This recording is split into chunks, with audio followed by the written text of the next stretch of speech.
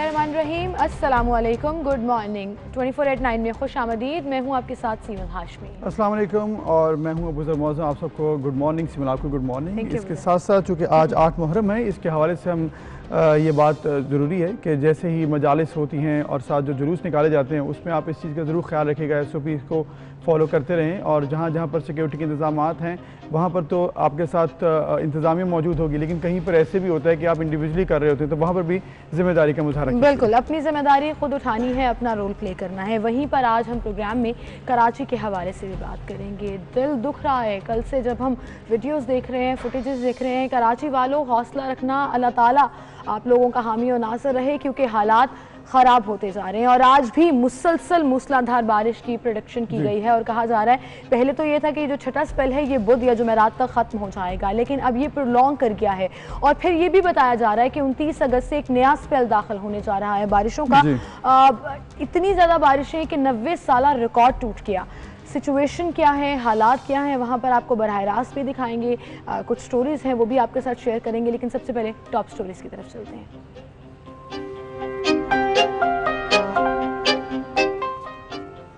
कराची के आवाम को मुश्किल घड़ी में तनहा नहीं छोड़ेंगे। वज़ीर आज़म इमरान खान कहते हैं, लोगों के दुखों से बाखूबी आगाह हूँ, ज़ाती तौर पर इमदादी कामों की निगरानी कर रहा हूँ। चेयरमैन NDMA और गवर्नर सिंध से मुस्तकिल राब्ते में।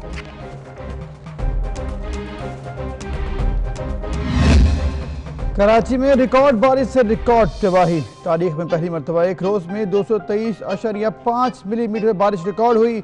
मुख्तलिफ हादसात में 25 अफराद जाँ बहक। मज़ीद बारिश की भी पेश गोई।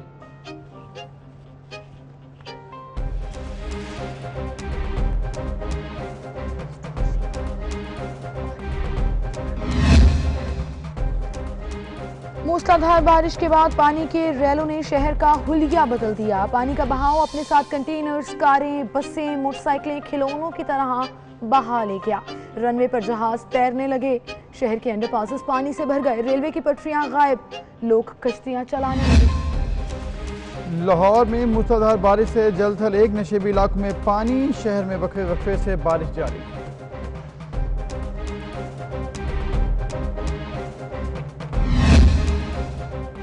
पंजाब भर में मूसलाधार बारिश। जेहलम, सरगोदा, नारोवाल, वजीराबाद, सांगला हिल, राजनपुर बारिश से नशेबी इलाके ज़ेरे आब आ गए। हाफिजाबाद में आसमानी बिजली गिरने से 3 अफराद जाँ बहक। गुजरांवाला के अस्पतालों में पानी दाखिल। सब्बी समेत बलूचिस्तान के कई इलाकों में बादल बरसे। मनी लॉन्ड्रिंग केस में सुलेमान शहबाज के नाकाबिल जमानत वारंट गिरफ्तारी जारी। शहबाज शरीफ की अहलिया और दोनों बेटियों राबिया इमरान और जवेरिया अली को भी तलब कर लिया गया। शहबाज शरीफ ने कहा, अल्लाह और उसके रसूल की कसम खाता हूँ कि कभी आवाम के पैसे को नुकसान नहीं पहुँचाया। आप पर आए इल्ज़ामात झूठे हुए तो आप इस अदालत से बाइज़्ज़त बरी होंगे। जज के रिमार्क्स। मनी लॉन्ड्रिंग रेफरेंस की समाअत 10 सितंबर तक मुलतवी। 8 मुहर्रमुल हराम। खैमों से अलतश अलतश की सदाएं सुनाई देने लगी। हज़रत इमाम हुसैन अलैहिस्सलाम हज़रत अब्बास अलमदार अलैहिस्सलाम को पानी लाने का हुक्म देते हैं। और नया कप्तान, नया फॉर्मेट। पाकिस्तान और इंग्लैंड के दरमियान 3 मैचेस की सीरीज का पहला T20 मैच आज मैनचेस्टर में खेला जाएगा। बाबर आजम टीम की क़यादत करेंगे। टॉप स्टोरीज आपने जानी और सबसे पहले कराची की सूरत हाल के हवाले से बात करेंगे। तमाम रिकॉर्ड टूट गए। 90 साला रिकॉर्ड टूटा और मुसलसल बारिश का सिलसिला आज भी थमने में नहीं आ रहा। नशेबी इलाकों का तो कोई हाल नहीं, लेकिन अगर कराची के पूश इलाकों का भी जिक्र करें तो उसकी सड़कें भी नदी नालों का मंजर पेश कर रही हैं। तारीख में पहली मरतबा एक ही रोज में 223.5 मिलीमीटर बारिश कल रिकॉर्ड की गई है। बिल्कुल, बारिश के पानी ने तमाम अंडरपासेस की गहराई भी माप ली है। पानी का बहाव इतना तेज था कि कंटेनर भी बहा ले गया। वज़ीर आज़म ने गवर्नर सिंध और बिलावल भुट्टो ने वज़ीर आला सिंध को हंगामी इक़दाम की हिदायत एक तरफ की है, तो बारिश ने डूबते हुए कराची को मज़ीद डुबो दिया है। मानसून के छठे स्पेल ने तबाही मचा दी है और आज ये बताया जा रहा है कि अभी ये बारिश थम नहीं रही है। और एयरपोर्ट पर 1 जुलाई 1977 में 207 मिलीमीटर बारिश रिकॉर्ड की गई थी, लेकिन अब ये कल रिकॉर्ड टूट चुका है। मसरूर बेस में 26 जुलाई 1967 को 211.3 मिलीमीटर बारिश रिकॉर्ड की गई। ये भी रिकॉर्ड टूट चुका है। बिल्कुल, और ये तमाम रिकॉर्ड तोड़ने के बाद कराची शहर डूब रहा है, शहरी परेशान है, ज़िंदगी मुहाल हो चुकी है। आप ये मनाजर देखें और देखने में ही ये मनाजर स्केरी लग रहा है। आप देखें किस तरह से अंडरपासेस पूरे के पूरे भर गए हैं, लोगों की गाड़ियां, अब उधर कंटेनर्स, मोटरसाइकिलें, गाड़ियां ऐसे बह रही थी जैसे वो कोई खिलौना हो, जैसे वो आम सी चीज़ हो और वो आराम से तैरती हुई जा रही। आप ये देखिए, लोगों की दुकानों में पड़ा सामान खराब हो गया। फर्नीचर मार्केट का अगर जिक्र करें तो पूरे का पूरा फर्नीचर तबाह होकर रह गया। इलेक्ट्रॉनिक्स मार्केट में सामान खराब हो रहा है, लोग घरों में महसूर होकर रह गए हैं। और सिर्फ बारिश ही नहीं, बारिश के बायस जो 8-8, 10-10 घंटे बिजली नहीं आ रही, उसकी वजह से सूरत हाल मजीद खराब हो गई। और कल मेरी कुछ दोस्तों से बात हो रही थी जो कराची में रहती हैं, लिटरली वो रो रहे थे कि मोबाइल सिग्नल्स आना बंद हो जाते हैं क्योंकि बिजली नहीं आ रही है, मोबाइल फोन चार्ज नहीं है, घर वालों से राब्ता नहीं हो पाता है। जो दफातर में थे वो दफातर में स्टक रह गए, जो घरों में थे वो दफातर नहीं जा पा रहे थे।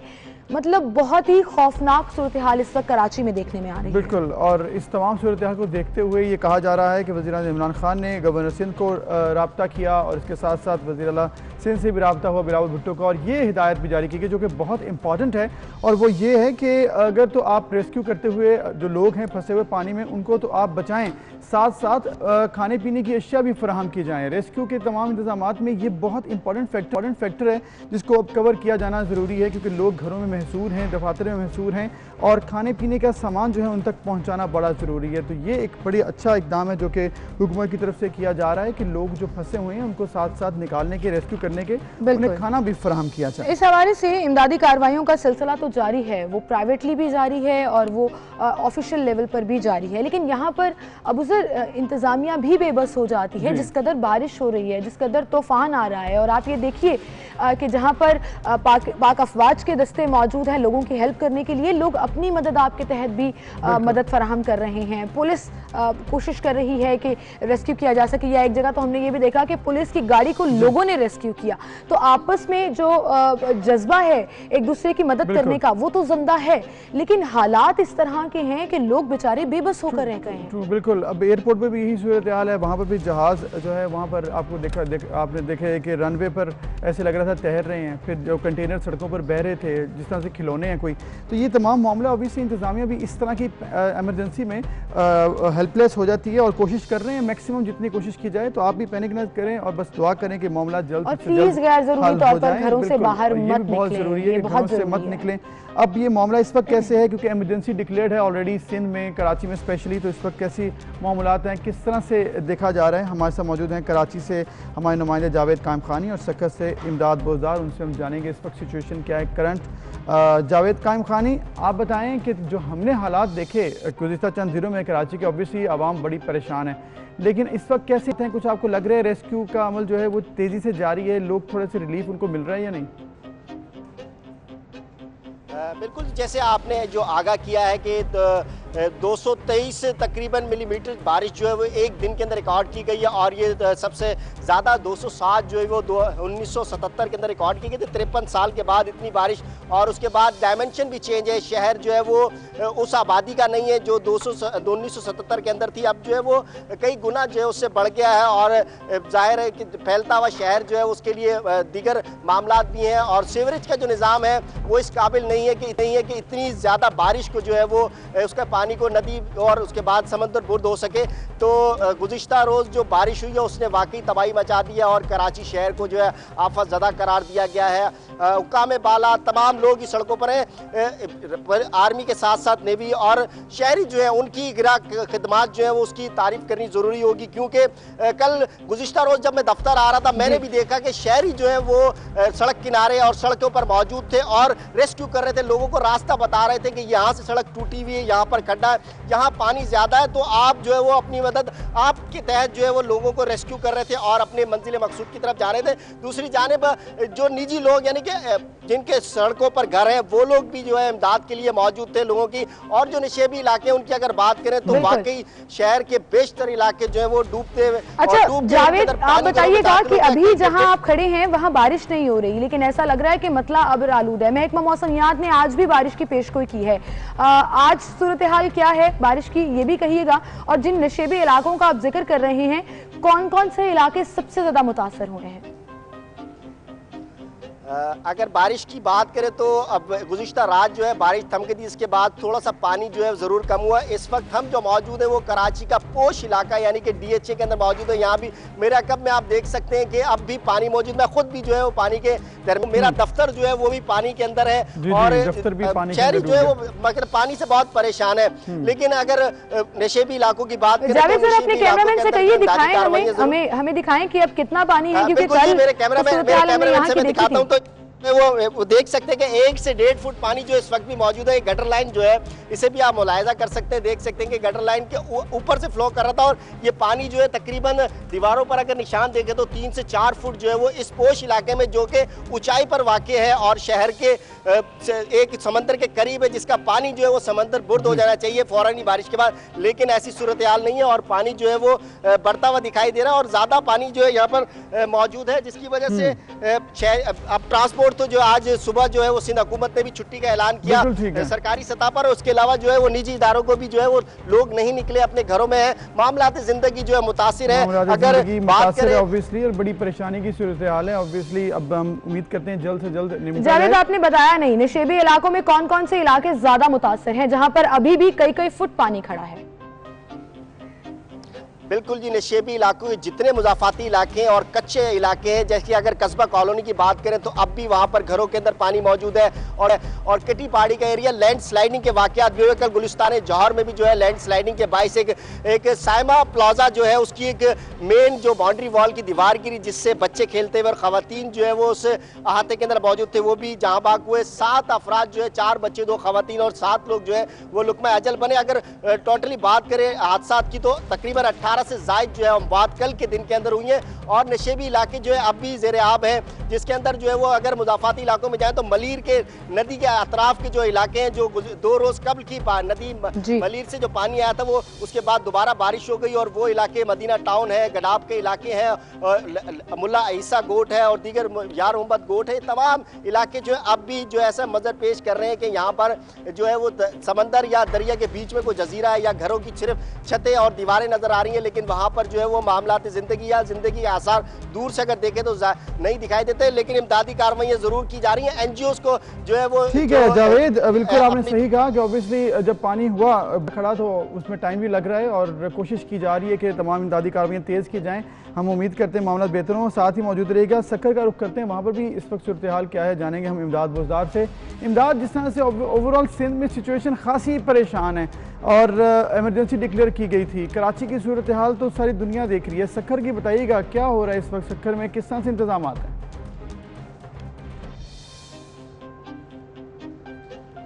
जी बिल्कुल अबूज़र, जब कराची की सूरत हाल देखते हैं तो तमाम तर जो इलाके हैं जो कि सिंध के अपर सिंध, लोअर सिंध, यहाँ के शहरी इलाके, देहाती जो लोग हैं वो खासा खौफ में मुब्तला हैं कि अगर इन इलाकों में बारिशें ज़्यादा पड़ी तो यहाँ सूरत हाल क्या होगी, क्योंकि गुज़श्ता दिनों ये जो बारिशों का तसलसल है जिसमें शिकारपुर सबसे ज़्यादा मुतासर है, शहरी इलाके डूब चुके थे, मुख्तलिफ जो सड़कें हैं वहाँ पर ज़्यादातर पानी मौजूद था और उन इलाकों में घरों में, सरकारी इमारतों में पानी दाखिल हो गया था और वहाँ पर जो है वो सिंध हुकूमत ने मुदाखलत की, इंतज़ामिया जाग गई और पानी निकालने का अमल अब भी जारी है। इसी तरह वज़ीर आला सिंध ने जब ऐलान किया इमरजेंसी की बात की तो जो सूबाई वज़ीर अवैस शाह वो यहाँ पर पहुँचे, उन्होंने तमाम तर इलाकों का जायज़ा लिया, लेकिन ये नाकाफ़ी है क्योंकि इन इलाकों में जब बारिशें पड़ती हैं तो जो सेवरेज का निज़ाम है वो मफलूज है, वो स्पेस कम और पानी का जो फ्लो है वो ज़्यादा हो जाता है, जिसकी वजह से पानी सड़कों पर जमा होता है और जो नशेबी इलाके हैं जहाँ पर जो आबादियाँ हैं, कच्ची आबादियाँ हैं, ये ज़्यादातर मुतासर होती हैं, जिसमें ठीक है। अभी फ़िलहाल तो ऐसा लग रहा है कि पानी निकल चुका है और आपके पीछे भी सड़कें क्लियर हैं, तो अल्लाह ताला जो है वो सबको अपने अपने हिफ्ज़ ईमान में रखे और महफूज रखे, ये सबसे बड़ी दुआ होनी चाहिए अब आजकल के सीज़न में। बिल्कुल। जावेद कायम खानी, इमदाद बुज़दार, आपका शुक्रिया। इस पर हम मज़ीद बात करेंगे कि सूरत हाल है क्या, लेकिन अभी एक ब्रेक।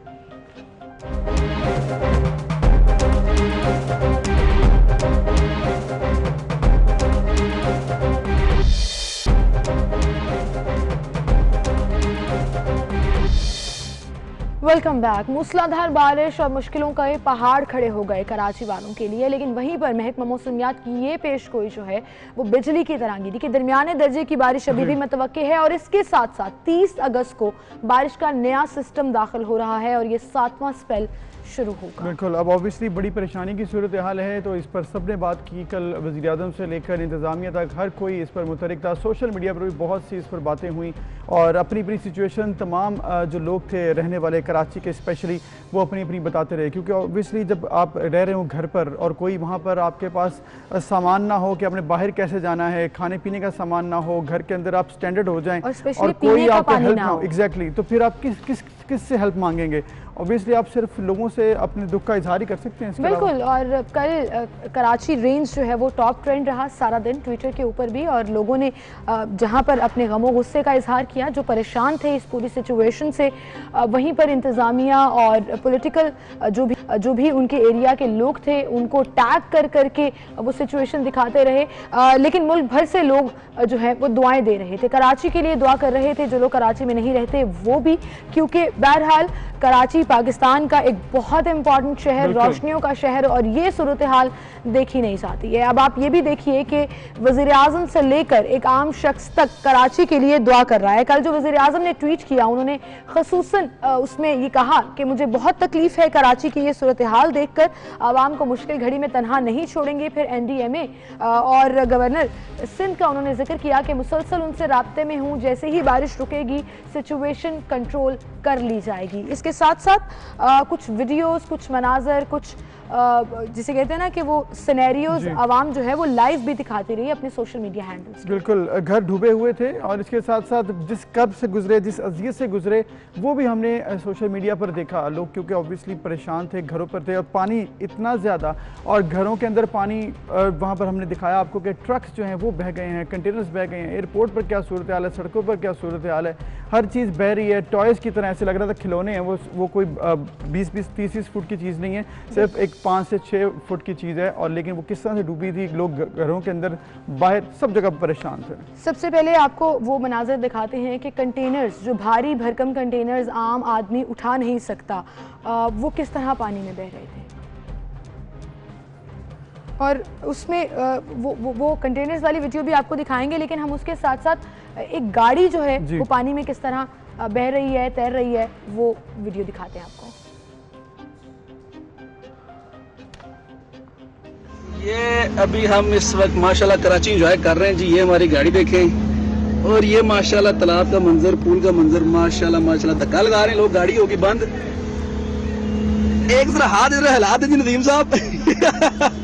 ये बड़ा यादगार हमारा सफर होगा जी। ये मैं तो उधर साइड पे होकर बैठा हूँ, गाड़ी के अंदर पानी भरा हुआ है और पीछे से लोग उसको धक्का लगा रहे हैं इस गाड़ी को। और आप सोचें जो नुकसान हुआ है, इसका नुकसान किसी ने पूरा नहीं करना, क्योंकि शायद जो बड़े बड़े नुकसान हैं वो तो अलग बात है, शायद इंतजामिया देख ले, लेकिन जो आम शहरी का नुकसान हुआ है वो कोई नहीं पूरा करेगा। गाड़ियों के अंदर जो पानी चला गया, उससे गाड़ी जो ख़राब होगी, फिर आपकी जो बाइक्स हैं वो ख़राब हो जाती हैं, उसका जो आपने मेंटेनेंस करनी है, वो घरों के अंदर जो सामान ख़राब हो गया, किसी ने आपकी हेल्प नहीं करनी, आपको खुद ही इसको देखना होगा। बहुत मुश्किल सूरत हाल है लोगों को। कल अबूज़र मैं एक वीडियो देख रही थी और लोग, डिफेंस का एक एरिया था जिसके अंदर लोगों के घरों में पानी गया हुआ और कीमती फर्नीचर ख़राब हो रहा, तो लोग उनको सोशल मीडिया पर मशवरा दे रहे थे कि आप नीचे ईंटें रख लें, इसको ऊंचा कर लें।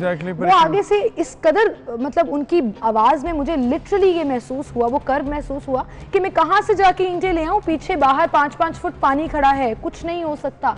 ये सूरत हाल है। तो जब पानी नीचे जाएगा उसके बाद ही सिचुएशन देखेंगे कितना किसका नुकसान हुआ है और कैसे उसको पूरा किया जाता है। लेकिन कुछ ऐसे भी हमने देखा कि सोशल मीडिया पर सिर्फ दिखाने के लिए कि हम काम कर रहे हैं, कुछ इंतजामिया ने इस तरह से भी वीडियोस जारी की जिसका मुझे लगा कि बड़ी यूजलेस सी एक्टिविटी थी। एक कुछ तंजीम में थी, हम हमेशा बात करते हैं कि फोटो सेशन लगा कि वो इस पानी में भी फोटो सेशन कराना नहीं, दिखाने के लिए था, क्या था, या एफर्ट ऐसी थी, उन्हें लगता शायद उनकी समझ ही इतनी है कि शायद इससे भी हो जाएगा।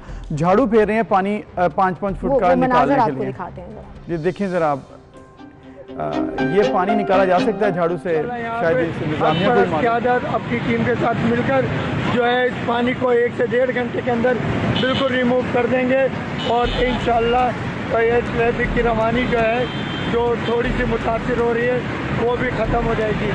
MPM वो जमात जो रोज़े अव्वल से अपने लोगों के लिए, अपने शहर के लिए, अपने मुल्क के लिए मौजूद रहती है। और इस वक्त भी देखें, ये बैक साइड पे भी एक नाला चल रहा है, उसको भी खोला गया है, उधर से भी पानी निकाला जा रहा है। यहाँ पे हमारे राब्ता कमेटी के जाहिद मंसूरी भाई, टाउन ऑर्गेनाइजर जिशान भाई, हमारी कमेटी के मेंबर। इंतहाई अफसोस का मकाम, और ऐसा लग रहा है कि मजाक उड़ा रहे हैं, मतलब बोल रहे हैं 1-1.5 घंटे में ये पानी हम क्लियर कर देंगे और झाड़ू से पानी निकाल रहे हैं। क्या जरूरत है ऐसे फोटो सेशंस की? अब जबकि सब लोग ये समझते हैं कि तारीख में सबसे ज्यादा बारिश हो रही है, रिकॉर्ड टूट चुका है, मतलब आज तक इतनी बारिश नहीं हुई कभी। और आप ये मजाक कर रहे हैं, लंबे लंबे झाड़ू पकड़कर आप सड़कों पर आ गए हैं कि 1-1.5 मतलब घंटे में मेरे पानी ख्याल में निकल इससे जाएगा। अच्छा था आप कुछ भी ना करें और बारिश के खत्म होने का इंतजार करें और फिर जब बारिश खत्म हो जाए तो अपनी अपनी एफर्ट दिखाएं। लेकिन इस तरह से आप झाड़ू लेकर अगर सड़कों पर आ जाते हैं तो ये इंतहाई परेशान कुन बात है। और ये रवैया किसी तौर पर जिम्मेदारों वाला रवैया नहीं है, बहुत गैर जिम्मेदाराना रवैया है। बिल्कुल सही। लेकिन वहीं पर अबूजर, अब महकमा मौसमियात के जो उसके बारे में ये भी कहा जा रहा है कि मुल्क भर में बारिशों का जो नया सिलसिला दाखिल हो गया है वो क्लाइमेट चेंज और ग्लोबल वार्मिंग का नतीजा तो है ही, लेकिन सिर्फ कराची ही नहीं, अगर बाकी जगहों पर भी बारिश इसी तरह से होती रही, पंजाब, KPK, बलूचिस्तान के नदी नालों में कल तोगयानी देखने में आई। KPK में कितनी बारिश हो रही है, मूसलाधार बारिश कश्मीर में रिकॉर्ड हुई और पंजाब में भी कल सारी रात मुसलसल मुख्तलिफ इलाकों में बारिश होती रही। तो खासी परेशानी की सूरत है पंजाब में भी, KP, बलूचिस्तान। अगर इस्लामाबाद का हम रुख करें कि वहाँ पर क्या सिचुएशन है, क्योंकि इस्लामाबाद में देखा था कि वहाँ पर भी कुछ नशेबी इलाके थे, वहाँ पर डूब रहे थे, परेशानी वहाँ पर भी है। बारिश की सिचुएशन कैसी है? फेडरल एरिया हमारा पाकिस्तान का इस्लामाबाद में सदाम मांगट है हमारे साथ, उनसे हम जान लेते हैं। सदाम, आप बताएं कि पूरे पाकिस्तान की सिचुएशन तो हम देख रहे हैं, बता भी रहे हैं, इस्लामाबाद जो कि कैपिटल है यहाँ पर सिचुएशन कैसी है? बारिश पहले तो बताइए कितनी हुई और उसको मैनेज कैसे किया गया?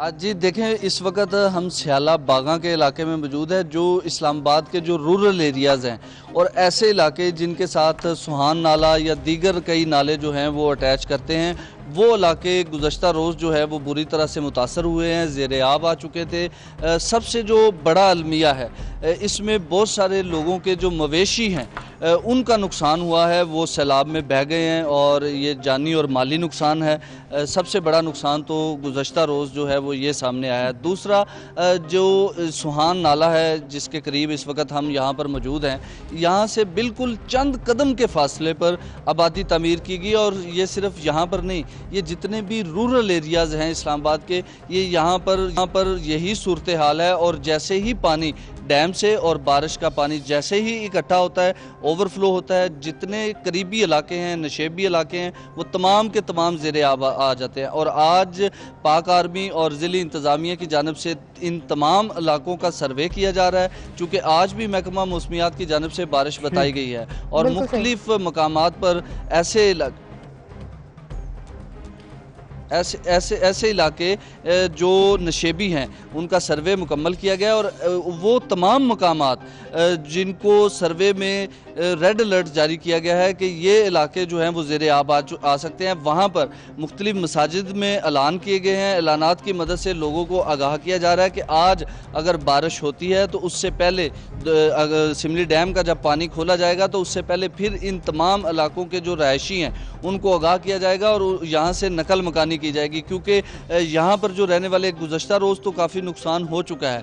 अब दोबारा जो है इससे बचने के लिए पाक आर्मी के जो दस्ते हैं वो अपने तौर पर यहाँ पर काम कर रहे हैं। ज़िली इंतज़ामिया की टीमों की अगर हम बात करें तो वो उस तरह से एक्टिव नहीं है जिस तरह उनको पूरे मुज़ाफ़ात में इस्लामाबाद के होना चाहिए था। जी सही है, बहुत शुक्रिया जी। सदाम मांगड़, आप हमारे साथ मौजूद थे इस्लामाबाद, और वही बात है क्योंकि इस्लामाबाद के जो सेक्टर्स हैं वो थोड़ा ऊंचाई पर हैं तो पानी नशेबी इलाकों की तरफ आ जाता है। ना सिर्फ इस्लामाबाद के रूरल एरियाज़ में बल्कि उसका पूरे का पूरा प्रेशर पिंडी के ऊपर भी आ जाता है और वहाँ पर सूरत हाल जो है, जो हमने खबरें भी देखी कि पानी खड़ा हो जाता है और फिर वहाँ के लोगों को मुश्किलात का सामना ज़्यादा करना पड़ता है। बिल्कुल, पिंडी हो या लाहौर हो, कराची हो, बलूचिस्तान हो, कहीं पर भी अगर बारिश होती है तो ऑब्वियसली 1 से 2 घंटे या 4 घंटे पहले मुश्किल होते हैं, उसके बाद फिर इंतज़ामिया का काम आ जाता है कि वो उसको पानी को निकास को बेहतर बनाए। तो इसके लिए भी इंतज़ामिया को मज़ीद मुतहरिक होना होगा और शहरियों को थोड़ा पैनिक नहीं करना, अपना ख्याल रखें। बाकी सब जो है आपके इर्द गिर्द उनका भी ख्याल रखें, क्योंकि ये इस वक्त जो सिचुएशन इमरजेंसी की वो बहुत ज़रूरी होती है। बिल्कुल, इसी के साथ हम एक ब्रेक की तरफ चलते हैं जी, ब्रेक लेते हैं फिर हाजिर हैं।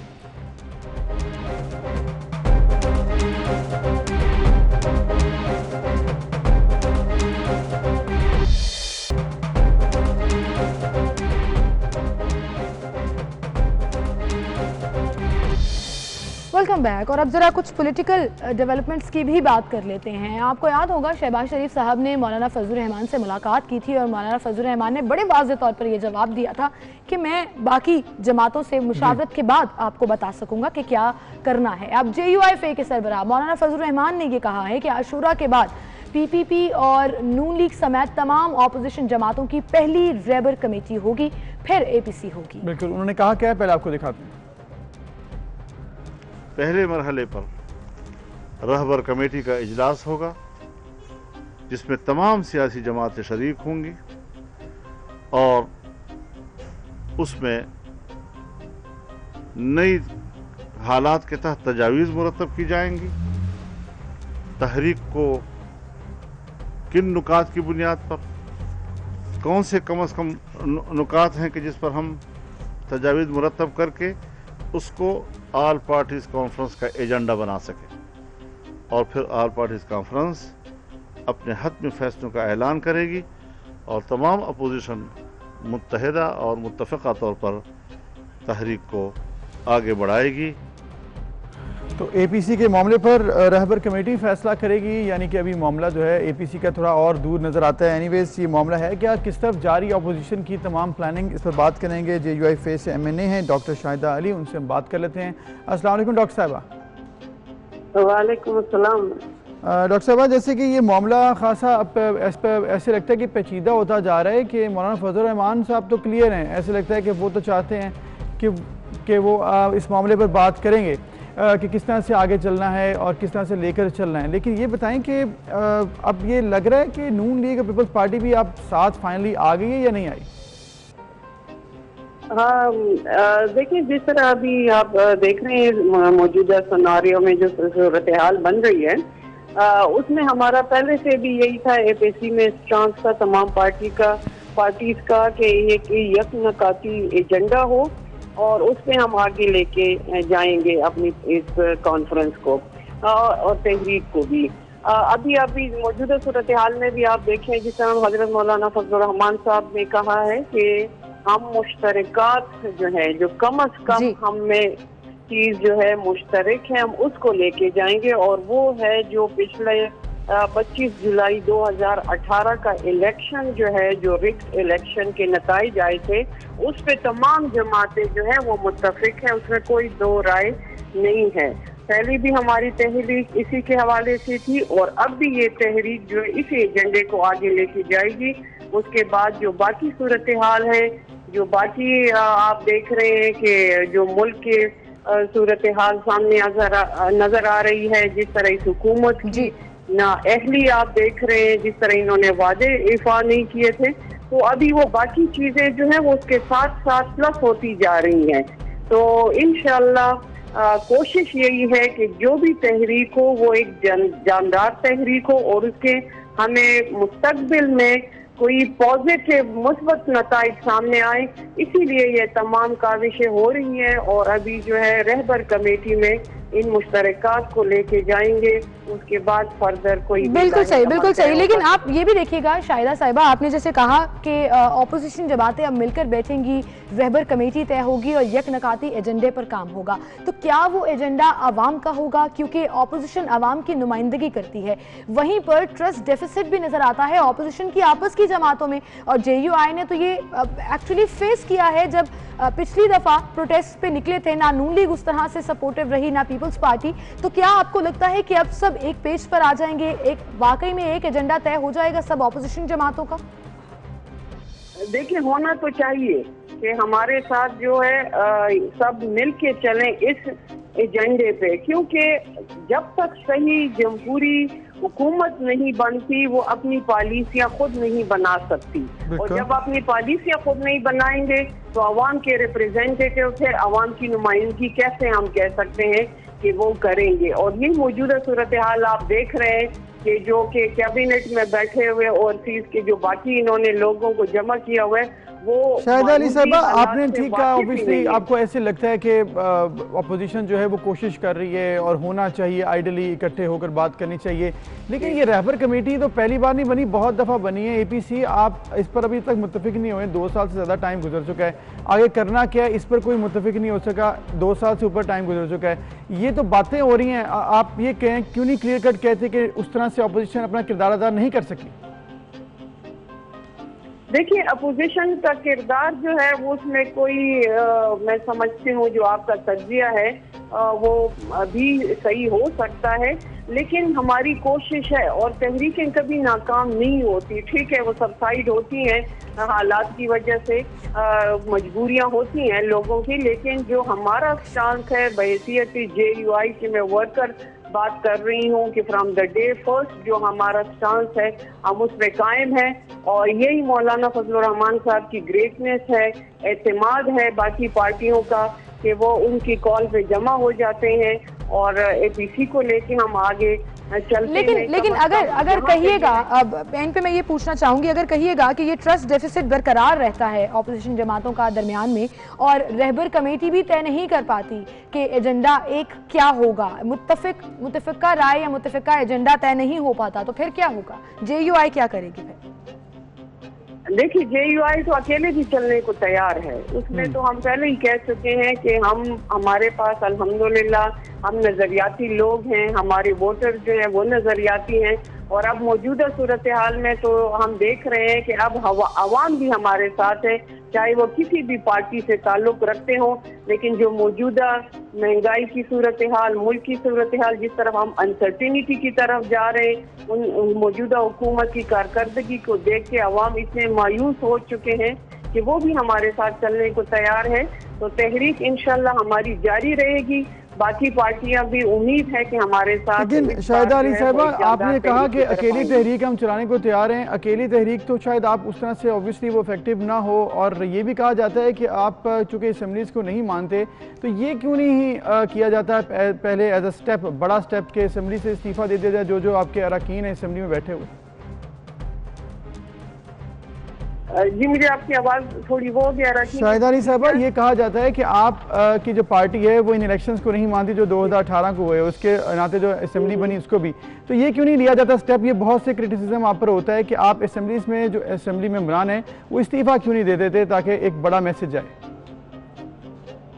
आप देखें, अगर इस्तीफा से मैसेज जाता तो ये आपकी राय हम मान लेते या जो आवाम इस लिहाज से कहती है, लेकिन हम बेशक अभी जो असेंबली में आए हैं वो हमारी तादाद कम हो ही सही, लेकिन अल्हम्दुलिल्लाह हमारी आवाज इतनी है कि हम अपना स्टांस रख सकते हैं और मजबूर कर सकते हैं बात चीजों पे कि ये सूरत हाल अगर आप कहते हैं कि अगर इस तरह होती है और आवाम में हम जाके ये कर सकते हैं तहरीक कामयाब, तो ये हमारी शुरू से जब हम बाकी पार्टियों के साथ बैठे थे, हमारा पहले दिन से ये था कि मुत्तफिका तौर पे फैसले हों। बिल्कुल सही, मुत्तफिका तौर पर फैसले हों और मुत्तफिका तौर पर ही एजेंडा तय हो। शाहिदा अली साहिबा, बहुत शुक्रिया आपका, आप हमारे साथ मौजूद थी। ये देखना होगा कि रहबर कमेटी जो है वो APC का एजेंडा तय करती है, तो फिर उसके बाद APC क्या करती है, क्या वाकई में प्रैक्टिकली कुछ होगा या ये सिर्फ एक सियासी शो रहेगा? APC के बाद एक और APC, एनीवेज ये तो देखेंगे, हम वक्त ही बताएगा। अभी एक ब्रेक, फिर मिलेंगे।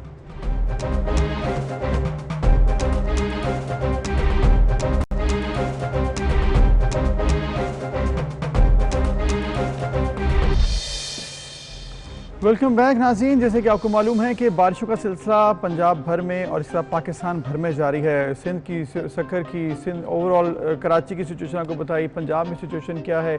इसी तरह अगर बात करें पंजाब की तो सियालकोट, नानवाल, ननकाना, गुजरांवाला, लाहौर, सब जगह पर बारिश हो रही है और शहरी जो है परेशान। बिल्कुल, जेहलम का जिक्र करें तो कल से होने वाली बारिश ने जेहलम में तबाही मचा दी है और खुदा न खास्ता अगर बारिशों का सिलसिला जारी रहा तो वहाँ सैलाब का खतरा भी पैदा हो गया है।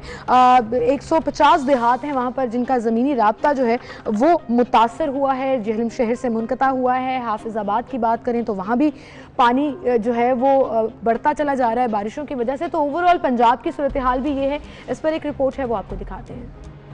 तो ये सी सूरत हाल ओवरऑल पंजाब की। एनीवेज इससे साथ साथ हम ये दुआ करते हैं कि जल्द ये बारिशों का सिलसिला थमे और अगर तक बारिशें हो रही हों तो इंतज़ामिया जो है मैनेज कर सके बेहतर तरीके से, और आइंदा के लिए मज़ीद अगले साल भी बारिश होनी है, उससे बीच में बारिशें होनी है, तो इसके लिए भी मैनेजमेंट की जाए और प्लानिंग बनाया जाए कि अगर ऐसी सूरत हाल हो तो उससे कैसे मैनेज करें। बिल्कुल सही, और यही बात हम कह रहे हैं कि देखें, आपने देखा बलूचिस्तान में कितनी बारिश हुई, KPK में बारिश हो रही है, कश्मीर में मूसलाधार बारिश, पंजाब में, सिंध की सूरत हाल तो हम सब देख ही रहे हैं। तो एक ओवरऑल रिपोर्ट तैयार की गई है कि कहाँ पर ज़्यादा बारिश हुई और कितनी बारिश हुई, वो दिखाते हैं।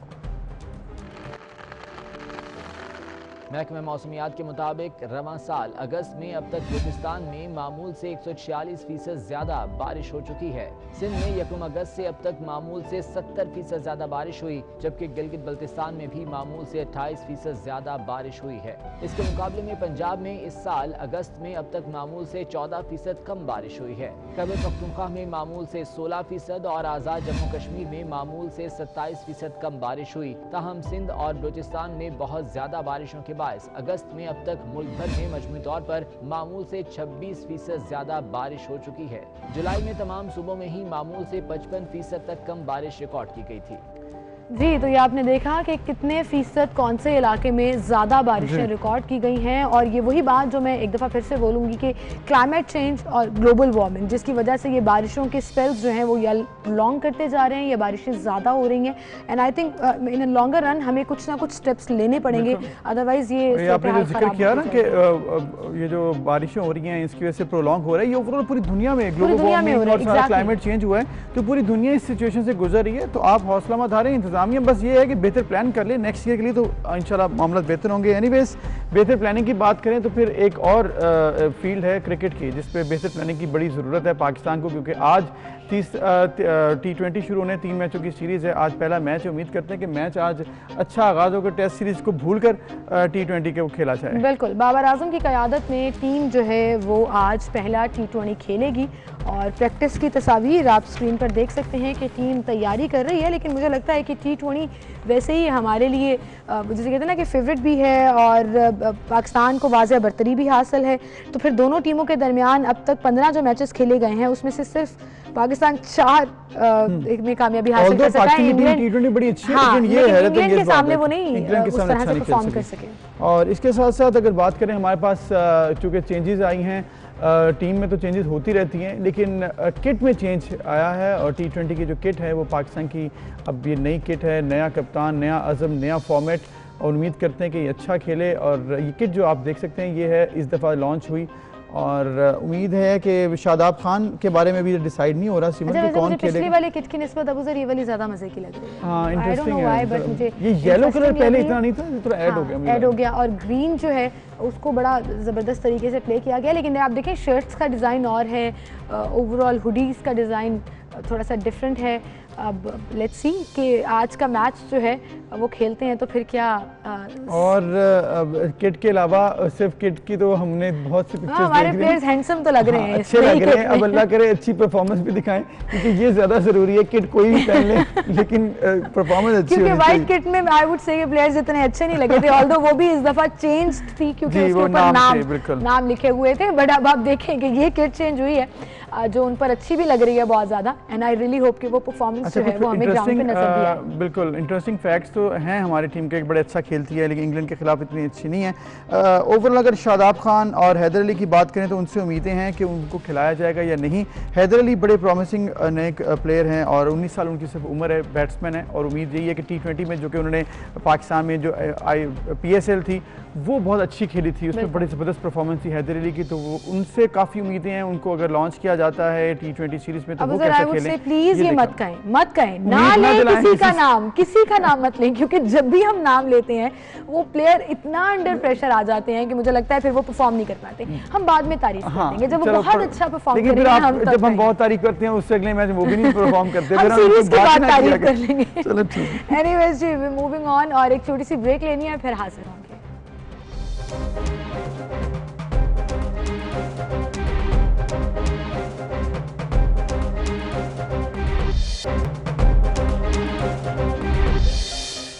Welcome back. एक बार फिर से आपको खुशामदीद कहेंगे और अब हम बात करेंगे डॉक्टर माहा खुदकुशी केस की जो कराची में पेश आया और उसके मुख्तलिफ पहलू जो हैं वो हम आपके सामने रख रहे हैं। कल डॉक्टर माहा के वालिद आसिफ अली शाह ने एक वीडियो पैगाम भी जारी किया और इन्होंने FIR भी दर्ज कराई है, जिस FIR में कुछ मुल्ज़िमान को नामजद किया गया है और उन्हीं में एक नामजद मुल्ज़िम जुनैद खान के वालिद साहब कल हमारे साथ मौजूद थे और हमने आपसे कहा था कि आज जो है वो हम केस का दूसरा रुख सामने लाएंगे। तो आज हमारे साथ मौजूद हैं डॉक्टर माहा के वालिद आसिफ अली शाह साहब, उनसे हम बात करते हैं। अस्सलाम वालेकुम आसिफ अली शाह साहब।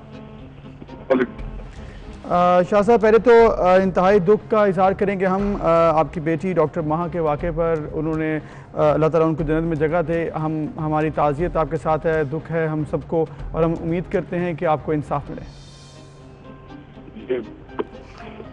आसिफ शाह साहब, इससे पहले कि हम कुछ सवाल आपके सामने रखें, जो FIR आपने दर्ज कराई है उस पर बात करें, मैं चाहूँगी कि मैं अपने नाजरीन को और आपको भी कल चूँकि हमने जो मेन नामजद मुल्ज़िम है FIR में जुनैद खान, उसके वालिद हमारे साथ मौजूद थे और उसके बाद मेरी टीम ने कांटेक्ट किया और जुनैद खान के कुछ वीडियो ऑडियो मैसेजेस जो हैं वो हमारे पास मौसूल हुए। उन्होंने कुछ सवाल खड़े किए हैं, वो आपसे बरह रास्त भी कुछ सवाल पूछना चाहते हैं। उन्होंने क्या कहा पहले वो सुनवाते हैं। मुझे जब भाई की कॉल आई तो मैं ख़ुद हॉस्पिटल पहुंचा हूँ 12 बजे के करीब और पूरी रात में साथ था इसके अब्बू के। इसकी अम्मी जो हैं तब आई हैं 4:30 बजे, लेकिन मैं 12 बजे से हॉस्पिटल जब वहाँ से जब निकले एम्बुलेंस से चीपा के लिए, तो ये भी इसके अब्बू को ही मैंने कहा कि आप कितना इंतज़ार करेंगे, उसको ब्लीडिंग हो रही है, उसका गुस्ल जो है चीपा से करा देते हैं। चीपा पे NIC भी मैंने अपना दिया, फॉर्म भी मैंने खुद फिल करवाया और वहाँ जो पूरी पेमेंट थी एम्बुलेंस से लेके, कफन से लेके, गुस्ल से लेके, कॉफिन बॉक्स से, हर चीज़ की पेमेंट मैंने खुद की। और इसके अब्बू ने एंड में मुझे बोला थैंक यू बेटा, आपने बहुत कुछ किया। कि ये भी कि इसको हॉस्पिटल में जो खर्चे करने होते थे, जो रेड बुल वगैरह पीनी होती थी, उसकी भी मैं इसको एंड में जिस दिन 17 तारीख को आई है उस दिन इसने मुझे बोला कि मैंने लेंसेज ऑर्डर किए हुए हैं, उसके भी 10,000 रुपये मैंने दिए। लेंसेज ऑर्डर जो किए थे उसके 10,000 मैंने दिए। इसके अब्बू से पूछा जाए कि माहा के पास जो आईफोन है, ठीक है, iPhone 11 Pro Max था, वो किसने लेके दिया, वो कहाँ से आया है? इन्होंने लेके दिया। अपनी बेटी के हाथ में फ़ोन देखते थे, पूछते नहीं थे कि कहाँ से आया, क्योंकि माहा के पास जब ये फ़ोन आया तब तो माहा की जॉब भी नहीं थी, तब माहा जॉब तो नहीं कर रही थी। ये जॉब तो माहा की अभी 3 महीने पहले 4 महीने पहले स्टार्ट हुई है। फ़ोन तो माहा के पास नवंबर से है। वो बंदा आपको टॉर्चर कर रहा होता है, वो कर रहा होता है, तो उससे आप एक दिन पहले नहीं मिलते और उसको आप बातें नहीं कर रहे होते, उससे आप पूछ नहीं रहे होते कहाँ हो, वेयर आर यू, ठीक है, उसको आप ये नहीं बोल रहे होते आई लव यू, उसको आप ये नहीं बता रहे होते कि हॉस्पिटल वालों ने मेरी इतनी सैलरी काट दी, मेरा ये कर दिया, मेरा वो कर दिया। दिन तक मेरे से कोई लड़ाई नहीं थी। मुझे खुद बोला कि मैं कार्डियोलॉजी ही करूँगी अब, क्योंकि पहले ER से वो कार्डियोलॉजी में आई थी, फिर रेजिग्नेशन दिया था, मगर फिर उसने एंड में 18 तारीख को ही मुझे बोला कि अब मैं कार्डियोलॉजी ही कर रही हूँ। और मैं फिर चॉकलेट्स लेके गया जो उसके भाई ने ली और 10:34 पे आखिरी मैसेज माहा ने मेरा देखा। वो फिर जब आई लव यू टू भेजा था उसका मैंने जवाब दिया, तो वो 10:34 पे आखिरी मेरा मैसेज सीन किया। 13 तारीख को एक दोस्त की बर्थडे थी असफन की, तो उस बर्थडे में 13 तारीख को मेरे साथ गई है, ठीक है, 13 को साथ गई है। व्हाट्सएप चैट में आज तक कोई ताबिश का जिक्र ही नहीं है, ताबिश से शादी हो रही है या कुछ। और उसके भाई ने, अली ने, मुझे जिस दिन माहा की डेथ हुई, माहा को एम्बुलेंस में रखा, मुझे उसने बोला कि जुनैद 2 नाम थे जो मैं सुन रहा था, ताबिश या तबरेज़, इन दोनों में से कोई एक है शायद जिसके माहा टच में। और मुझे उसने ये नहीं बोला है कि ताबिश को मैं जानता हूँ या नहीं या इस तरह कुछ नहीं, मुझे बोला ताबिश या तबरेज़। जो मैंने ये दोनों नाम उसके भाई की तरफ से, जब मैं ASP से पहला टाइम मिला था, मैंने जाके ये 2 नाम भी दिए थे कि उसके भाई ने मुझे ये 2 नाम बोले हैं। उसने मुझे ख़ुद थोड़े टाइम पहले बोला था कि मेरी जो है उसकी अपने अब्बू से कोई बहस चल रही थी, कोई प्रॉपर्टी का कोई डिस्प्यूट था, और उसने अपने अब्बू को बोला था कि उसकी अम्मी की कोई जगह थी जिस पे कि मुझे हमें घर लेना है या वो लेना है। फिर माहा ने मुझे मैसेज भी किया था कि आई विल टेक माई। जी, तो ये कुछ ऑडियो मैसेजेस थे जो हमारी टीम को मौसूल हुए और आसिफ शाह साहब जो डॉक्टर माहा के वालिद साहब हैं वो हमारे साथ मौजूद हैं। और आसिफ साहब, आपसे डायरेक्ट ये सवाल पूछे गए। सबसे पहले तो जो सवाल जुनेद ने खड़ा किया उसकी तरफ हम आएंगे, लेकिन जो आपने एफआईआर दर्ज कराई है वो किन बेसिस पर कराई है, क्या केस है, थोड़ा सा आप बताइएगा आपके साइड ऑफ द स्टोरी।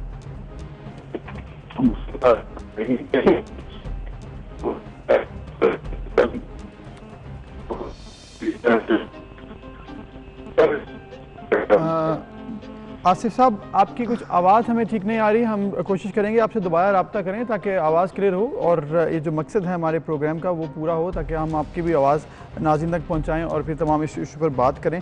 तो ओवरऑल ये जो सवालात हैं ऑब्वियसली ये तो फिर आसिफ साहब भी बता सकते हैं कि किस तरह से इस पर बात हो रही है। लेकिन चूँकि हमारे पास एफआईआर की कॉपी भी मौजूद है और एफआईआर जो उन्होंने गजरी थाने में दर्ज कराई है उसमें मुख्तलिफ पॉइंट्स जो हैं वो हाईलाइट किए गए हैं और ये कहा गया है कि जुनेद की जो बहन है उसने डॉक्टर माहा की जुनेद से दोस्ती कराई थी और इनकी आपस में दोस्ती थी, लेकिन मेरी बेटी डॉक्टर माहा को नशे का आदी बनाया जुनेद ने और नशे का आदी बनाने के बाद फौहश हरकत की, फिर उसकी कुछ तस्वीर और वीडियोस जिसपे ब्लैकमेलिंग का एलिमेंट भी उन्होंने दाखिल किया और साथ ही साथ जिन मुल्जिमान को नामजद किया गया है उनमें आपको बताते चलें कि पुलिस ने जो डेंटिस्ट डॉक्टर इरफान कुरैशी नामजद हैं उनको हिरासत में ले लिया है, जबकि बाकी लोगों की गिरफ्तारी के लिए छापे मारे जा रहे हैं। ताबिश का जिक्र भी एफआईआर में किया गया कि ताबिश ने ही पिस्तौल दिया, फराहम किया और ये तमाम मामला ऑब्वियसली एफआईआर में जिक्र है कि ये गैंग है और इस तरह से इन्होंने मजबूर किया बेटी को खुदकुशी करने में और इनके खिलाफ कार्रवाई की जाए और कत्ल का भी इल्ज़ाम है, यानी कि ये कत्ल किया गया। मतलब वैसे तो खुदकुशी है लेकिन इस हद तक लेके जाया इस हद तक लेके जाया गया डॉक्टर माहा को कि उन्होंने अपनी ज़िंदगी ख़त्म कर ली। तो ये तमाम मामला ऑब्वियसली इस पर इन्वेस्टिगेट भी होगा। ताबिश का इसमें क्या रोल है, डॉक्टर इरफान कुरैशी का इसमें क्या रोल है, फिर ये बाकी लड़के इसमें इन्वॉल्व किए गए उनके नाम शामिल हैं, ऑब्वियसली गिरफ्तारियाँ भी हो रही हैं, इस पर इन्वेस्टिगेट भी होगा। ये तमाम इशू फिर जो जिसमें सबसे अहम किरदार जुनेद, उनका भी बहुत अहम किरदार है कि उनको किस तरह से इसमें इन्वॉल्व किया जा रहा है। लेकिन वो ये तमाम जो भी इल्ज़ामात एफआईआर में लगाई गई हैं उनको ना सिर्फ डिनाई कर रहे हैं बल्कि कुछ सवाल भी खड़े कर रहे हैं। आसिफ साहब, आप तक आवाज़ आ रही है? जी, आपकी आवाज़ थोड़ी देर सही आती है और उसके बाद जो है बिल्कुल सर, चूंकि कराची में आप बेहतर तौर पर समझते हैं कि सिग्नल प्रॉब्लम्स आ रही हैं और मोबाइल नेटवर्क उस तरह से नहीं चल पा रहा, लेकिन हम अब केस की तरफ आते हैं और कोशिश करते हैं कि आप तक बात समझ भी आ जाए और आवाज़ भी पहुंच जाए। केस बताइएगा आप कि क्या है केस, जो आपके पॉइंट्स हैं वो क्या हैं इस केस के हवाले से। जी आसिफ साहब, आप बताइएगा जो एफआईआर हमने देखी पढ़ी है उसके मुताबिक आपने इल्ज़ामात जो लगाए, आप बताइएगा एक अगर कुछ समरी करना चाहें कि हुआ क्या आपकी नज़र में ये मामला। सिग्नल्स की वजह से हम नहीं, ऑब्वियसली इश्यूज इतने सिग्नल्स नहीं है वहाँ पर और स्काइप पर भी हमने कोशिश की थी, वैसे वहाँ पर भी बात नहीं हो सकी। कोशिश की थी कि उनको हम जो है वो वीडियो लिंक के जरिए भी शामिल कर लें, लेकिन जाहिर है ये प्रॉब्लम तो नेचुरली एग्जिस्ट करती है। लेकिन कल जो इनके वालिद साहब ने एक वीडियो बयान जारी किया, मैं वो कोट ज़रूर करना चाहूँगी कि उनके वालिद साहब ने कहा कि जुनेद और माहा की शादी के हवाले से कोई खबर नहीं थी, उन्होंने इस खबर को बेबुनियाद करार दे दिया। उन्होंने ये ज़रूर कहा कि ये जो पूरा गैंग है जो मैंने एफआईआर में लड़के नामजद कराए हैं, ये लड़कों का गैंग है, ये लड़कियों को नशा पर लगाते हैं और फिर उनको ब्लैकमेल करते हैं और मामला संगीन है। मेरी बेटी तो चली गई, उन्होंने कहा, लेकिन मैं चाहता हूँ कि किसी और की बेटी जो है उसके साथ ऐसा ना हो। तो उन्होंने जो कहा आसिफ शाह साहब ने इस वीडियो मैसेज में, वो आपको दिखाते हैं। ये मुझे इस वाक़े के बाद मेरे जो छोटी बेटी है उससे वो बात करती थी कि ये लोग इस तरह हैं और ये सारा बताया उसने मुझे, और ये पूरा एक गैंग है। ये गैंग जो है ये इन बच्चियों के साथ इसी तरह जो है, जिसमें ये डॉक्टर्स भी हैं और ये सारा जुनैद है, वकास हैं, ये जो भी हैं ये लड़के, ये इसी तरह करते हैं और पूरे लड़कियों को इस तरह नशे का आदी बनाते हैं और इस तरह करते हैं, जो मुझे सारी इन्फॉर्मेशन आ रही हैं। और मैं ये चाहता हूँ मेरे भाई कि हाथ जोड़ के कहता हूँ कि आप सारे लोगों को कि अपनी बच्चियों को इनसे बचाएं। मेरा सिर्फ मकसद ये है कि मेरी बच्ची तो चली गई, लेकिन दूसरों की बच्चियों के साथ ये ना हो और इस तरह के ये जो लड़के हैं अमीर बापों के बेटे और ये सारे जो यहाँ कर रहे हैं वो उनसे बचे। तो आसिफ शाह साहब ने जो कहा वो भी आपको हमने दिखाया है। आसिफ शाह साहब, आप हमारे साथ मौजूद हैं, आपका जो वीडियो पैगाम है वो भी हमने दिखाया है नाज़रीन को, जिस तरह से आपने कहा कि ये गैंग है और आप ऑब्वियसली इंसाफ चाहते हैं। ये बताएं कि ये तमाम मामला है जो जुनेद कह रहे हैं, वो जुनेद ने ये कहा है कि आसिफ शाह साहब ने जिस रात ये वाक़या वो मेरे साथ थे और एंड पर तमाम जब गुस्ल दिया गया छिपा को, हमने पैसे अदा किए, फिर वो मेरे साथ थे और जब तमाम ये कार्रवाई मुकम्मल हुई तो उन्होंने मेरा शुक्रिया अदा किया। तो उसके बाद क्या हुआ कि आपने इतना ज़हन बदल लिया और इसी पर इल्ज़ाम लगा दिया?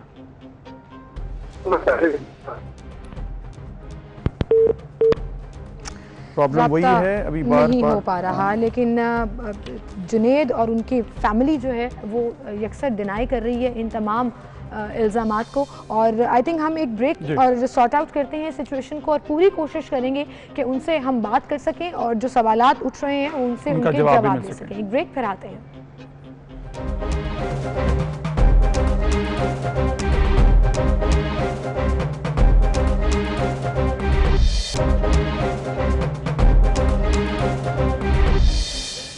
Welcome back. हमने बहुत कोशिश की कि डॉक्टर माहा के वालिद साहब का पॉइंट ऑफ व्यू सामने रख सकें, कुछ सवाल जो नामजद मुलजिम जुनेद खान ने उठाए थे वो उनसे पूछ सकें। हमने कोशिश की कि लाइव सोर्स उनके घर पहुंचाया जाए, DSNG या किसी भी तरीके से, लेकिन बारिश, कराची में पानी की क्या सूरत हाल है ये आप सब जानते हैं। लेकिन हम कोशिश ज़रूर करेंगे कि इंशाल्लाह अपने नेक्स्ट शो में उनका न सिर्फ पॉइंट ऑफ व्यू शामिल करें बल्कि उनसे ये सारे सवाल पूछ भी सकें। और आपके सामने कॉल्स बहुत की हैं, बार बार ड्रॉप हो रही थी, तो अब हमारी कोशिश जारी रहेगी। इंशाल्लाह नेक्स्ट टाइम कोशिश करेंगे कि बात उनकी हमारे तक पहुँच सके।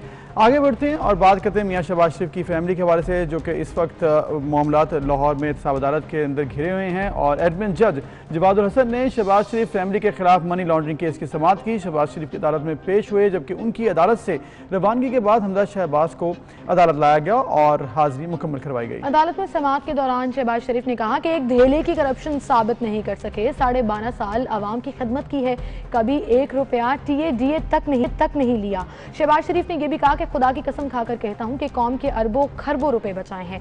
मुझे यकीन है कि अल्लाह की अदालत और आपकी अदालत इंसाफ करेगी। वो मीडिया से बात कर रहे थे, फिर उन्होंने कहा कि मेरे खिलाफ झूठा मुकदमा बनाया गया है और फिर अदालत ने करार दिया कि आपके साथ मुकम्मल इंसाफ होगा, अगर आप बेगुनाह हैं तो बरी हो जाएंगे। बिल्कुल। इसके साथ साथ एहतसाब अदालत ने सलमान शहबाज के नाकाबिल ज़मानत वारंट गिरफ्तारी भी जारी किए और DG नैब को हुक्म दिया कि मुल्जिम को गिरफ्तार करके पेश किया जाए।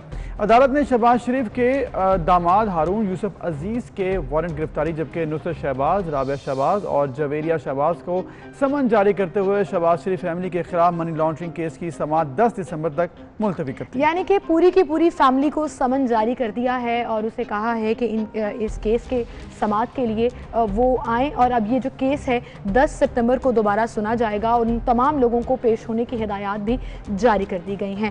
साउथ बट हमारे साथ मौजूद हैं जो नैब स्टोरीज कवर करते हैं और ये तमाम चीज़ें और तमाम कल उन्होंने वहाँ पे मौजूद थे और उन्होंने शहबाज शरीफ साहब की गुफ्तगू भी सुनी, अदालत के रिमार्क्स भी सुने। अस्सलाम वालेकुम साउथ।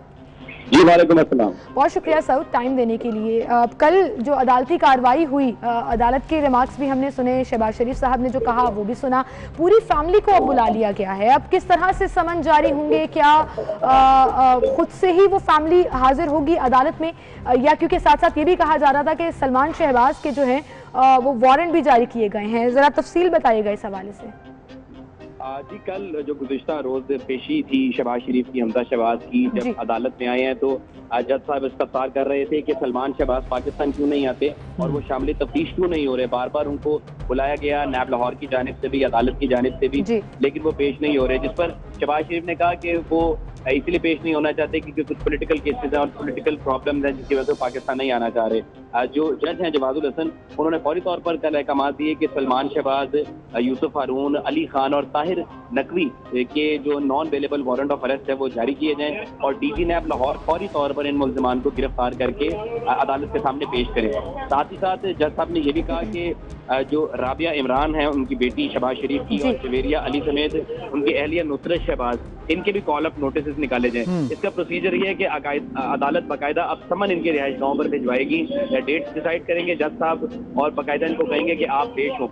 इससे कबल अगर नैब के हवाले से बात करें तो अप्रैल 2019 में ये केस शुरू हुआ और बाकायदा तौर पर नैब ने 16 अप्रैल 2019 को हमजा शहबाज को, 17 अप्रैल 2019 को नुसरत शहबाज को, 18 अप्रैल 2019 में राबिया इमरान को और 19 अप्रैल को जवेरिया अली को भी तलब किया था और कहा था कि आप अपना जो रिकॉर्ड है वो आकर यहाँ पर जमा करें। लेकिन बाद में जब ज्यादा प्रॉब्लम हुआ तो चेयरमैन नैब ने ये ऐलान किया कि खवातीन को एग्जाम किया।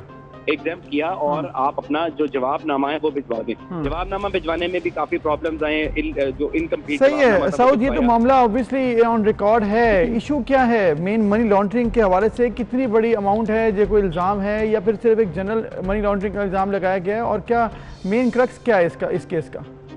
अबूजर, जो मेन अमाउंट है वो 8 अरब रुपए की मनी लॉन्ड्रिंग का ये केस है, जिसका नैब ने 17 अगस्त आज से चंद रोज पहले ही जो रेफरेंस है वो फाइल किया है। बहुत तफसीली रेफरेंस फाइल किया गया है, जिसके अंदर जो इनके बेनामीदार जो शहबाज शरीफ फैमिली के मुबैना तौर पर जो फ्रंट मैन थे, जिसके अंदर नैब ने जिक्र किया कि कासिम कयूम, निसार अहमद, राशिद करामत समेत दीगर जो अफराद हैं उनके नाम पर बेनामी अकाउंट्स बनाए गए और 8 अरब रुपए की मनी लॉन्ड्रिंग की गई। ये मेन इनके ऊपर इल्जाम आयद किया गया है और ये कहा गया है कि शहबाज शरीफ समेत इनके तमाम बच्चे और इनके फ्रंट मैन इस पूरी मनी लॉन्ड्रिंग केस के अंदर इन्वॉल्व रहे।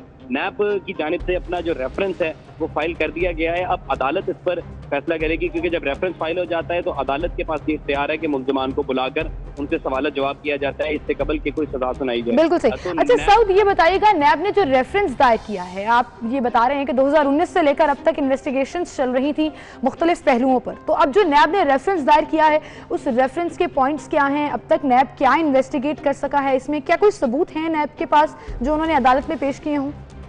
नैब ने जो तफसीली रिपोर्ट सबमिट की है उसके अंदर मुख्तलिफ जो बेनामी कंपनीज थी, जिसमें यूनिटस प्राइवेट लिमिटेड है, जिसमें पावर की कंपनियां हैं, जिसमें शुगर मिल्क की कंपनियां हैं, पूरी की पूरी कंपनियों के रिकॉर्ड जो है वो फराहम किए गए हैं रेफरेंस के अंदर, और ये वाजे किया गया है कि कौन कौन से अकाउंट्स यूज हुए हैं। नैब के पास बैंक अकाउंट्स नंबर भी मौजूद है, और जो शहबाज शरीफ को जब बुलाया था, हमजा शहबाज को जब बुलाया था, तो नैब ने इनके सामने ये तमाम तर रिकॉर्ड रखा था और पूछा था कि ये 8 अरब रुपए जो मनी लॉन्ड्रिंग हुई है इसके बारे में आप जवाब दे दें। जिस पर शहबाज शरीफ ने कहा कि अगर मेरे क्लोज लोग या मेरे कुछ अजीज कुछ पैसे बाहर भेज रहे हैं या मंगवा रहे हैं तो मैं उसका जिम्मेदार नहीं हूँ। तमाम तर कारोबारी मामला सलमान शहबाज देखते हैं। हमजा शहबाज ने भी यही कहा कि सलमान शहबाज देखते हैं, और शहबाज शरीफ ने भी अपने बयान में ये कहा कि सलमान शहबाज देखते हैं, हम सिर्फ पॉलिटिक्स चलाते हैं। नैब ने जब सलमान शहबाज को बुलाया तो सलमान शहबाज बरतानिया में है। सलमान शहबाज को सवालनामा भिजवाया, कहा इसका जवाब दे दें कि ये पैसे आपके भाई और आपके वालिद कहते हैं कि मुझे पता नहीं है, तो आप इसका जवाब दे दें। अच्छा, सलमान शहबाज ने आज तक किसी भी नोटिस का जवाब लेकिन सऊद, ये तो ऑब्वियसली पाकिस्तान में अभी तक तो ऐसा कोई किसी भी बरतानिया या किसी मुल्क के साथ तो मुआहदा है नहीं है। मेरे ख्याल में ये बड़ा मुश्किल नज़र नहीं आ रहा आपको कि वहाँ से जवाब तो मुश्किल है, वो कभी भी किस तरह से मुल्जिम हैं बल्कि मुजरिम भी साबित है, उनको भी लेके आ सके पाकिस्तान की हुकूमत? आप बिल्कुल ठीक कह रहे हैं अबूजर। पाकिस्तान का इस तरह का कोई कानून अभी तक बाकायदा तौर पर साइन नहीं हुआ। कुछ कवानीन पाइपलाइन में है कि इंटरपोल बाकायदा तौर पर कोई इंटरनेशनल लेवल का कोई क्रिमिनल हो तो उसको गिरफ्तार करके पाकिस्तान के हवाले करे। नैब के सोर्सेज ये कह रहे हैं कि अब क्योंकि अदालत भी डीजी नैब को ये रिक्वेस्ट कर चुकी है और अहकाम दे चुकी है कि फौरी तौर पर सलमान शहबाज को गिरफ्तार करें, इस हवाले से जो कानूनी नुक्ता नजर है फॉरेन ऑफिस के थ्रू और मिनिस्ट्री ऑफ फॉरेन अफेयर्स के थ्रू बाकायदा तौर पर डीजी नैब एक रिक्वेस्ट जनरेट करेंगे और बरतानिया की अथॉरिटीज को कहा जाएगा कि एक अदालत ने बाकायदा तौर पर गिरफ्तार करके उनको यहाँ पर लाने की हुक्म दे दिया है, तो जो बरतानिया की अथॉरिटीज हैं वो हमारे साथ कोऑपरेट करें। लेकिन ये पूरा का पूरा इख्तियार बरतानिया की अथॉरिटीज का है कि वो आपके साथ कोऑपरेट करें या ना करें। अगर वो कोऑपरेट करेंगे तो वो हमारी पाकिस्तान की जो नैब अथॉरिटीज और दीगर कानून नाफिज करने वाले इदारे हैं उनको वहाँ पर बुला सकते हैं, उनको एक्सेस का रास्ता दे सकते हैं। लेकिन अगर वो कोऑपरेट ना करें तो इस तरह का कोई कानून मौजूद नहीं है कि सलमान शहबाज को गिरफ्तार करके नैब या कोई भी एजेंसी। अच्छा सऊद, ये कहिएगा अब जैसे कि वारंट तो जारी हो गए लेकिन सलमान शहबाज ना वापस आ रहे हैं, ना ही कोई ऐसा कानून मौजूद है कि उनको वापस लाया जाए, तो 10 सितंबर तक जो ये केस दरख्वास्त मुलतवी की गई है और केस अब 10 सितंबर को होगा, उसकी समाअत होगी, तो जब तक सलमान शहबाज नहीं आते आपको क्या लगता है फिर ये केस आगे नहीं बढ़ सकेगा? बिल्कुल, ये केस जो है वो अब सलमान शहबाज के पाकिस्तान आने के ऊपर टिक गया है, क्योंकि नैब का रेफरेंस जो है, जैसे मैंने आपको बताया सीमल के नैब रेफरेंस दायर कर चुका है, नैब का काम मुकम्मल हो गया। अब ये अदालत के कोर्ट के अंदर ये बॉल है और किस तरह अदालत ने इसको मैनेज करना है, अदालत को नैब अब रिपोर्ट करेगा और तमाम तर कानूनी पहलुओं पर 10 सितंबर को आगाह करेगा। 10 सितंबर को इस हवाले से भी अहम तारीख है। इसके साथ साथ सऊद भट्ट 1 सितंबर को मियां नवाज शरीफ एक और अहम तारीख आ रही है। एग्जैक्टली, एक और अहम तारीख है 1 सितंबर को। जो केसेस हैं मियां नवाज शरीफ ने दरख्वास्त दायर की हुई है कि उनके केसेस के ऊपर जमानत दी जाए और सजा जो है ख़त्म की जाए, इस पर क्या अपडेट्स हैं? इसके ऊपर भी अभी तक जो है वो गवर्नमेंट अब हर इदारा जो है वो एक दूसरे के ऊपर जिम्मेदारी डालने की कोशिश कर रहा है। हाँ, हुकूमत ये कह रही है कि हमने नहीं भेजा, हमें जो रिपोर्ट थी हॉस्पिटल से उन पे भेजना पड़ा। नैब कहता है हम रोक नहीं सकते थे। अब कोशिश ये की जा रही है कि उनको वापस लाने के हवाले से शहबाज शरीफ को या तो हर इदारा अपना दामन बचा रहा है या इल्जाम किसी दूसरे इदारे पर या किसी दूसरी पिलर के ऊपर लगा रहा है। बहरहाल ये तो हम देखेंगे 1 सितंबर को क्या है, और उसके बाद जो अब गवर्नमेंट ने डिसीजन लिया कि मियां साहब को वापस लेकर आएंगे, मियां मोहम्मद नवाज शरीफ को, उस पर गवर्नमेंट क्या करती है ये तो आने वाला वक्त ही बताएगा। बिल्कुल, बहुत शुक्रिया साउद भट्ट, आपने हमें आगाह किया और तमाम सूरत से उम्मीद करते हैं कि ये तमाम केसेस जो हैं वो अपनी तारीख पर उन पर डिसीजंस भी आ जाएं, उसके बाद इंप्लीमेंटेशन भी हो, आवाम को भी कुछ रिलीफ मिले, सिर्फ तारीख और फिर अदालतों में कार्रवाई ना रह जाएं। बिल्कुल सही। इसके साथ ही नाज़रीन आपसे इजाजत चाहेंगे, इंशाल्लाह मंडे को मुलाकात होगी। अपना ख्याल रखिएगा। अल्लाह हाफ़िज़।